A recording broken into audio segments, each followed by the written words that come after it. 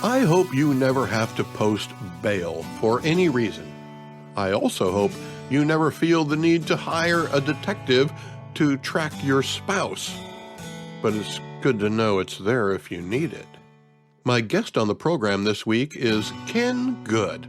He's a bail attorney and board member of the Professional Bondsmen of Texas.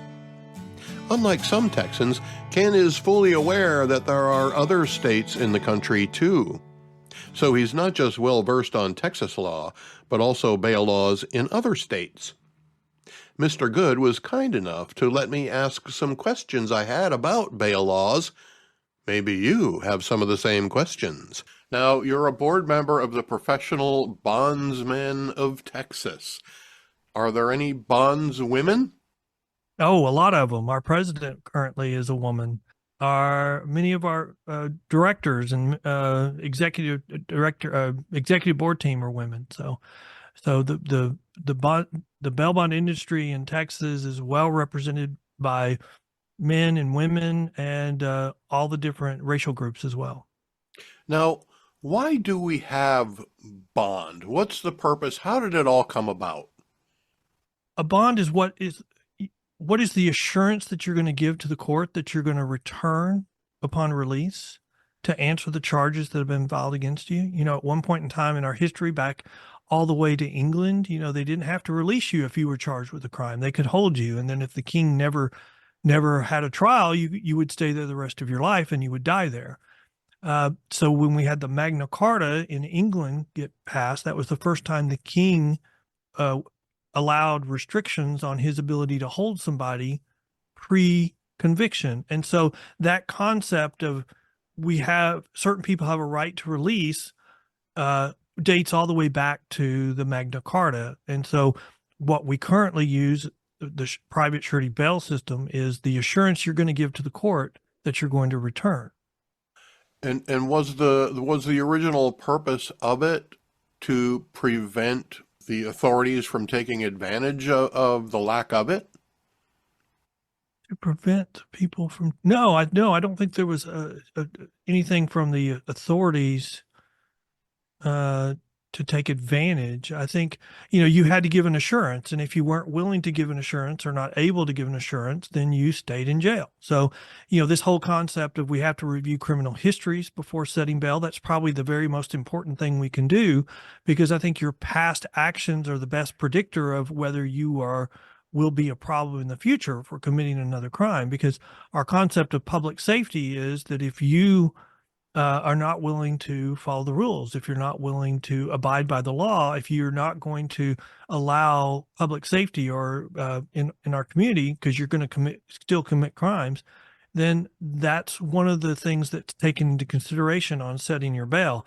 That's the problem with this whole concept of simple release that we're seeing that's being tried in our urban areas. Simple release is release without anything. It's no promise, it's no security, it's nothing. It's just your word. And I think originally we were told, oh, well, everybody wants to resolve their case, so they'll all want to come back. That's been absolutely proven wrong. And I think the most recent studies are showing that without accountability, it's being perceived as a green light to commit more crime. And that's exactly what's happening. Crime is going up as a result of these simple release mechanisms. Other than money, are Mhm. there other types of bond? Well, I would say, are there other types of release that states use? And so like in Texas, we have three types of release. We have a surety bond, and they don't post the whole month, the whole deal. It's a bondsman post a bond saying, we will guarantee, like an insurance policy, we'll guarantee that they'll come to their court appearances. If they don't, then we'll pay the bond amount. We have a cash bond where they put up the total amount of the bond in cash, and the surety is the cash itself. And then the third type of release we recognize in Texas is a personal bond, which I think falls into that category of simple release. You're being released on your own promise. In Texas, we define a personal bond as a bond without surety. So even if it's a personal bond for $10,000, that's the amount, but it's only your promise. So it's your promise to pay instead of a surety's. And, like Harris County doesn't collect personal bonds. So It's a simple release. And then other states have other things that they add on top of that. So like California would call simple release on zero bail. So your bond is zero.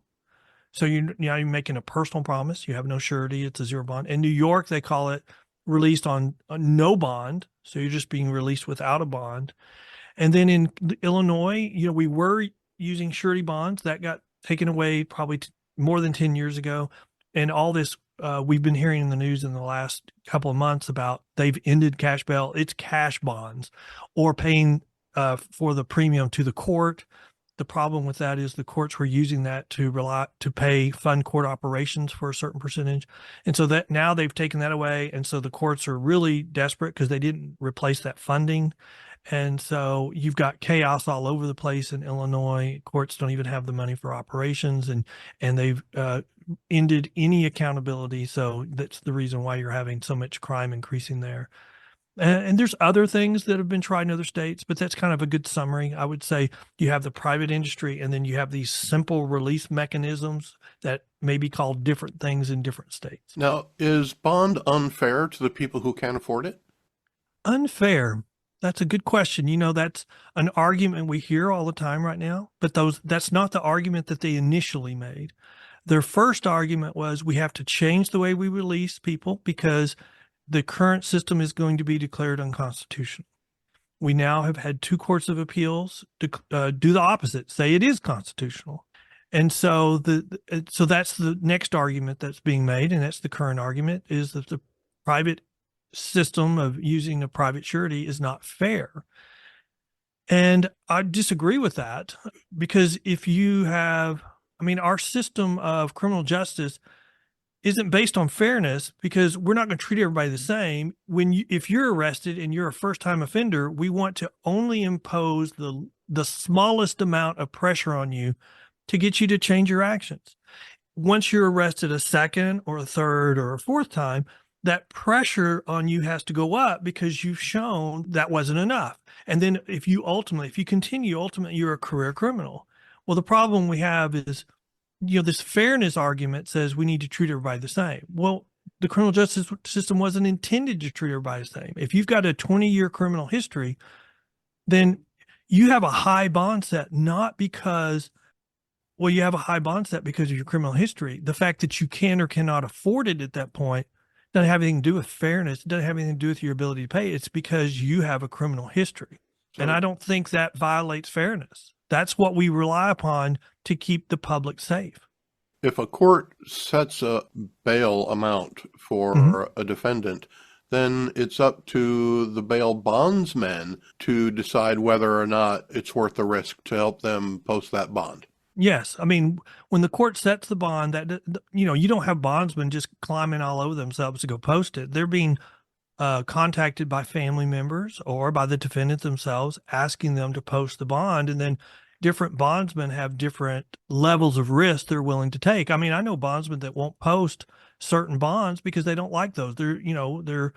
They're alleging crimes that they just don't like. So they're not going to post a bond for those people because they've been accused of a crime that they can't support. And so they don't want them on their bond. And so, yes, I agree with that. Then the bondsman, after being contacted by either the defendant or the family, decides whether they're willing to post that bond. Is it unusual for someone accused of a capital crime to be granted bond? Because as a bondsman, I think certainly one of the things I would not want to get involved in would be someone who could be sentenced to life in prison or death for the crime that they committed. That's probably the greatest risk a bondsman would ever see. Well, you're asking about capital murder. And so right. In the Texas Constitution, under Section 11, I believe, Article 1, Section 11, it talks about a person's right to bail. So, the Texas Constitution protects your right to a surety bond unless you're accused of one of several crimes that are specifically set out in the Constitution. And for those crimes, you can have bail denied and you can be held in jail until the time of your trial. One of those is capital murder. And so historically in Texas, if you were accused of capital murder, you were normally denied bail because it's one of those offenses. The problem we've been having is with these bad bail reform measures, these pushes that we've seen, especially in our urban areas, not only have we seen bail set, we've seen people released on personal bonds on these simple release mechanisms. We've had several instances in Houston and Harris County where somebody was released on either a personal bond or a low bond for murder or capital murder charges, and then they were arrested again for another murder or capital murder. And so, I mean, I've started making the argument that in Houston, you get one free murder before you're going to be held in court. And so I would say one of these things that we've seen is this push for bad bail reform is a push to release violent people accused of violent crimes on bail, which historically they would not have been. And I think that's a bad thing. Bail laws are, I would imagine, broken down by state and then again by county. But now you're also saying some metropolitan areas have control over bail laws as well. How does that work? In Texas, bail law is governed by the state legislature. So I would say that predominantly the states regulate bail. Where we've seen these irregularities come in is like, look at California. They passed a referendum where we're going to change certain felony crimes to misdemeanor. And the argument was this will help these people get a job. And so they'll still have to answer for their misdemeanor crimes. But one of the crimes that they changed from a felony to a misdemeanor was theft under $950.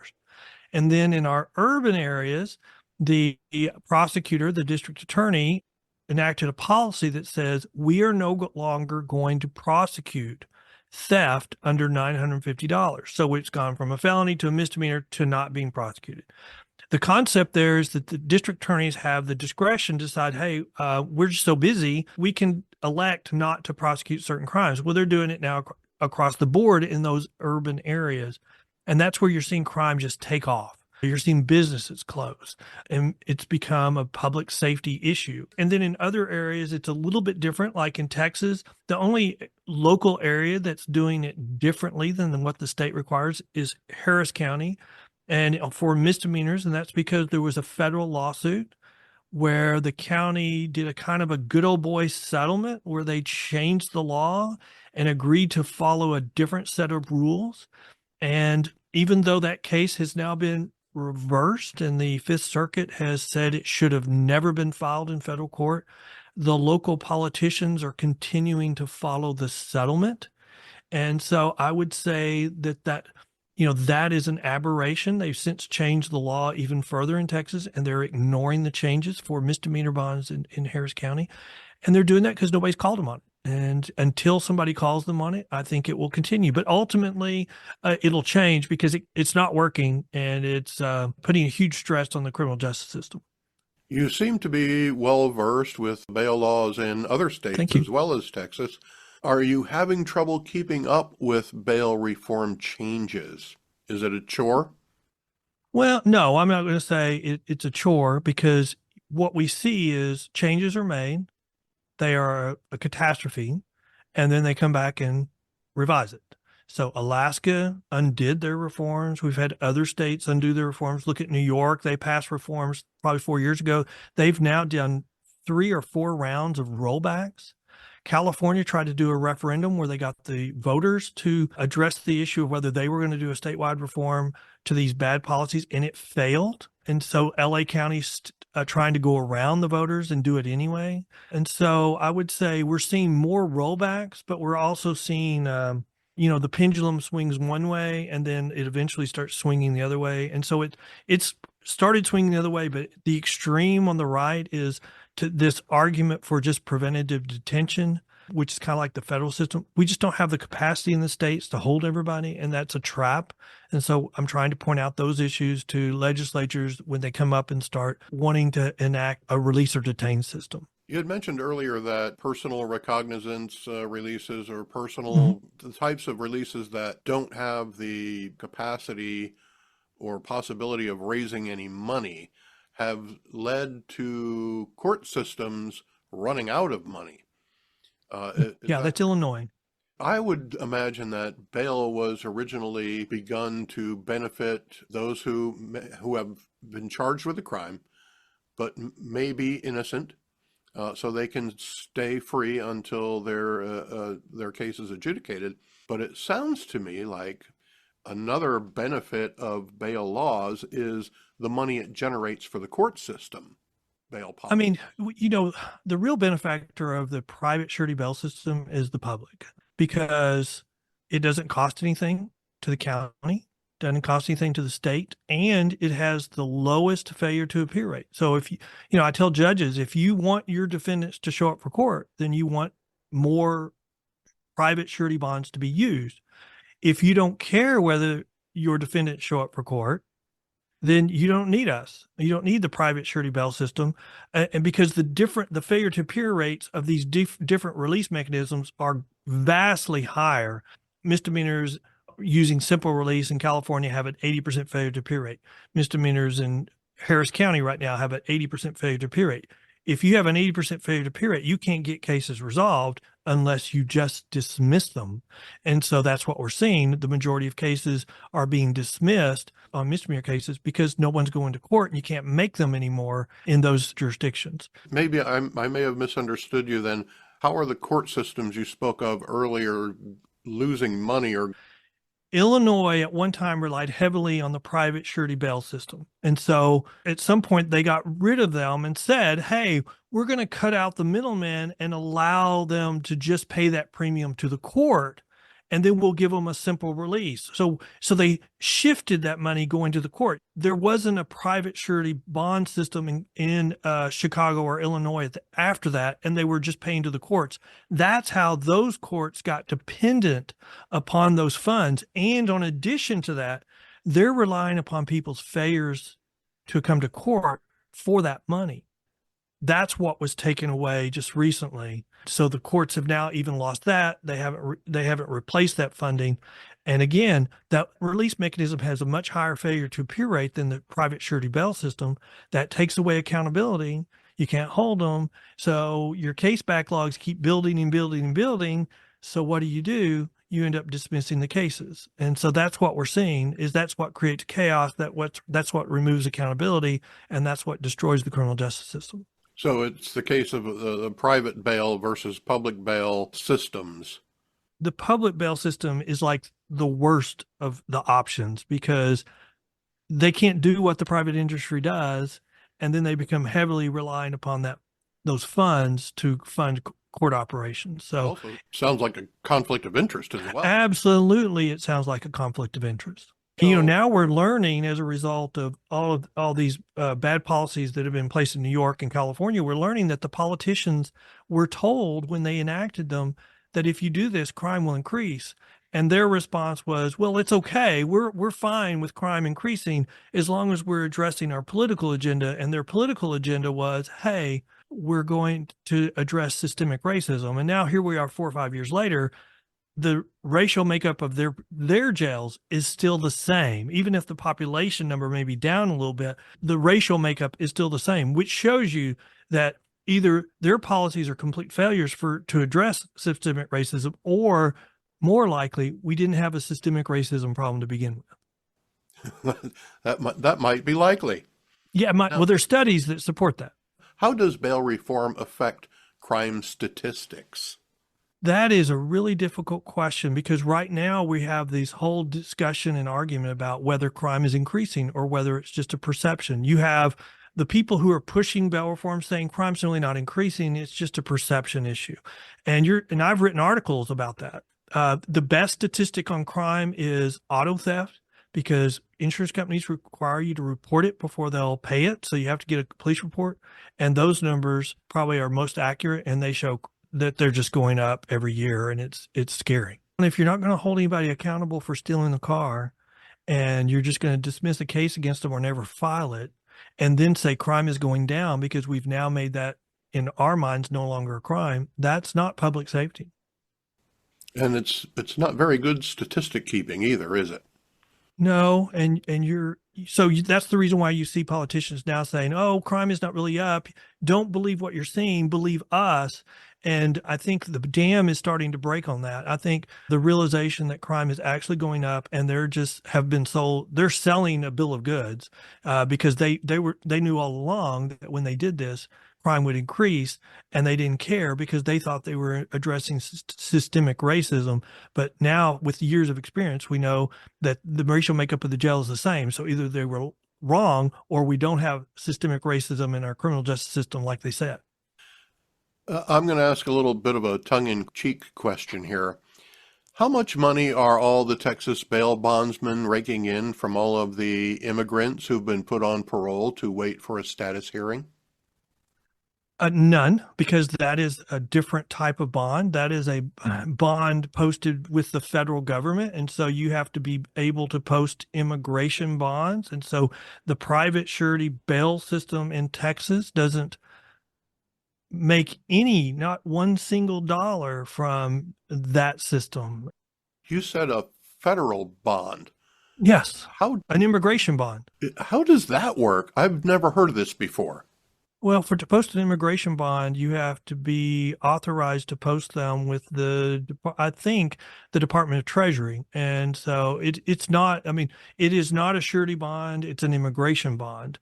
And so it's a different mechanism. And I think a lot of these people that you're talking about that are coming over the border are being released without bond. They're not being required to post an immigration bond. And, the bonding system in Texas, they can be deported if they're here illegally. So if you're arrested in Texas and you're here illegally, if I post a bond, you will get out of jail, but then be handed over to immigration to be deported. So and then if you get deported and you don't show up for court, I'm going to pay 100% of that bond to the court. So the bondsmen have zero incentive to post a bond for somebody here's that's illegally. And usually it happens because the family lies to them and says they're here legally. Now, I haven't read every state's bail laws, but one thing in Texas bail law that stood out to me was charitable bail organizations. Yes, Do sir. other states have similar organizations and laws to govern them? I would say historically, no. Texas was the first state. So 2 sessions ago, they were the first state to enact regulations governing charitable bail funds. But Texas didn't put any restrictions on what they can do. They just made it a transparency issue. They had to get a certificate from the county clerk. They had to post an affidavit saying who could file cash bonds, because a charitable bail fund just files cash bonds. And then after they let somebody out of jail, they have to file monthly reports with the sheriff, notifying them of how those people are doing, whether they're showing up for court. Since Texas did that, other states have looked at putting regulations on charitable bail funds. Indiana put restrictions on who they can bond out. Since they say they want to do low-level people, they restricted it to low-level people, and that went up on appeal and was upheld. Georgia just enacted a new statute that limited charitable bail funds to posting 3 bonds in a year. So that effectively would put them out of business. And you're going to see more of that because, the charitable bail funds are mostly new as a result of what happened to Mr. Floyd several years ago. They raised huge amounts of money, and they didn't need it for the people that were arrested at those protests. They were released and they never had charges filed. So the problem is, since then, they've been looking for people to bond out, and they found there's nobody sitting in jail languishing for just a couple of $100, like we've always said. So they've been bonding out the worst of the worst, the people that their families no longer will bond them out. That's what's gotten them in trouble. And so you're seeing restrictions put on them so that they can no longer bond out the worst of the worst. Mr. Good, any advice for someone who needs to be bailed out of jail? Well, the system will have an opportunity for you to address the court. I would say if you have family and friends that are involved, you're not going to have any trouble getting out of jail. I would say, my advice to you is follow the law. And if you're a first-time offender, you're not going to have any trouble getting out of jail. You're going to have friends and family. Anybody will bond you out. But if you're going to go down the road of a career criminal, you're going to have problems. And if you can't fit into society and you can't conform and find a way to become productive without breaking the law, then you're going to have more and more problems in the bail system, because you're going to have more and more criminal justice system problems. The criminal justice system, anything good for it is usually good for the bail system because they're so intertwined. The private surety bail system is the number one way we get people to court and provide supervision before pretrial. That's done, I think, effectively. So if you get rid of the private surety bail system, you're getting rid of your best pretrial supervision and the people that have an incentive to make sure you go to court. And that's what happens. You get chaos, you lose accountability, your failure to peers go up, your case backlogs go up, and then the pressure to dismiss cases takes over. Is there anything I didn't ask you, anything else you would just like to add to our conversation? People have asked me, what's the compromise on these bad bail reform measures? And I really wonder if there is a compromise here, because if people who are enacting policies know that it will increase crime and they want to do it anyway for a policy that is not even real, and then they're going to lie about it to say crime is not increasing when they knew it was going to, and now they're just trying to hide it to extend what they're doing, it's hard to find a compromise. But after saying all that, I am hopeful, because the ship is being righted in a lot of these states. When you start doing things for the wrong reason, the public realizes it. And the public demands public safety. And if the state or the county is not willing to give it to them, then they will demand it in other ways. And the politicians will stand up and realize. And I would just kind of end with saying, we've been through this before. We went through this in the 60s where we felt safe. We became more forgiving on our criminal laws. We started releasing more people from the jails, and we had the same thing happen. We had crime increase, and we had people recognize crime was increasing and say we need to tighten the laws back. And we had one particular side of the debate say, no, we won't agree to it. And it ended with a backlash. And we had the war on crime with Ronald Reagan. And we're going down that same road. We are right in the middle of that same cycle where we've done things, crime has increased, and we have one side of the debate refusing to do anything or only doing something with a gun to their head or reluctantly, and they're lying about whether crime's increasing. So we're going down the same road. You can learn more about bail law at pbtx.com, Professional Bondsmen of Texas. pbtx.com. There, you'll find a blog and podcasts about bail laws, case studies, and more. Thanks to Ken Good for spending his time with us today.